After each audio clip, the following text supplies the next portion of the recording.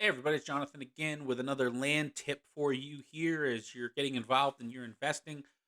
One of the things that's come up a few times is people ask me as a buyer often if they have a certain time frame in which they need to build, and that question really comes up in two different scenarios.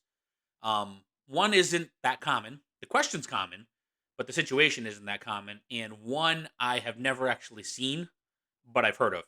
So the first one is where there's some sort of requirement to build, say, within a year after you purchase the lot. As noted, it's a rare thing. It doesn't happen that often, but it's something good to look into before you buy, because if you do buy it, if you're going to buy it yourself, if you're going to pay cash and you're not going to wholesale the deal, then you don't want this clock to start ticking for building with your purchase, right? So in that case, that would be a scenario where you would do an assignment of the contract or something like that, because you don't want obviously the clock to start ticking with you.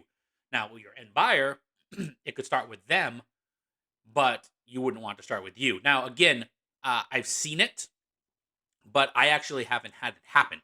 I've seen it. It's usually with newer construction. If for some reason there's something, let's say in the covenants, or the restrictions or whatever for the property or for the subdivision, and say you go in and there's 50 lots in the subdivision and five are left, and you're buying them directly from the developer, but they've already come out with covenants for that lot, I'm sorry, for that subdivision, and those lots have the same covenants as everybody else. If you're buying them directly from the developer, there may be a time frame after this as well. After that purchase, you have a year or 2 years or something like that to build it. So obviously, you wouldn't want that to be transferred to you or have that clock start ticking at that moment that you purchase. You'd want to have it under contract, have an assignment or something like that, and then you could notify your end buyer of that when they're getting ready to purchase from you. But again, that's not that common, not something you run into that often. It's just something to know, and it's more of if you're buying it directly from a developer or something like that. If it's just been a piece of land that's been passed along throughout the years, it's not going to be an issue. The second one could be an issue on any piece of land. I haven't seen it, I haven't run into it, so it's not very common at all. It's actually extremely rare, but I have heard of it. And that is where an area, say like a township, will impose a temporary moratorium on building. And for whatever reason, that means they're just slowing down or stopping new development for a time being.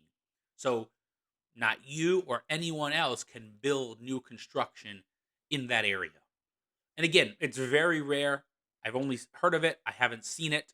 I've had other counties tell me that they just lifted one. It was kind of funny. It was a county I started working in. They told me they had just lifted the moratorium in that town on building about 6 months earlier. So there was no issues with us, but it could have been an issue, obviously, if it was like 6 months or well, more than that. If it was a year earlier. Um, Again, extremely rare, but something to know and look at, because obviously that's an area you wouldn't even want to target, because if you're just selling, well, I shouldn't say that. It's not an area you'd want to target with the idea of flipping it to a builder or something like that. It's an area of more of like buy and hold. You'd have to offer less money, things like that. So it's just something to think about. Again, both extremely rare, they're almost non existent, and it can be determined again in just a matter of minutes by calling the planning and zoning department in that area and asking them about it. But it is something you'd want to know, because it could affect your strategy moving in, as to what you're going to offer, where it could affect uh, what you're going to do as far as when you try to sell it.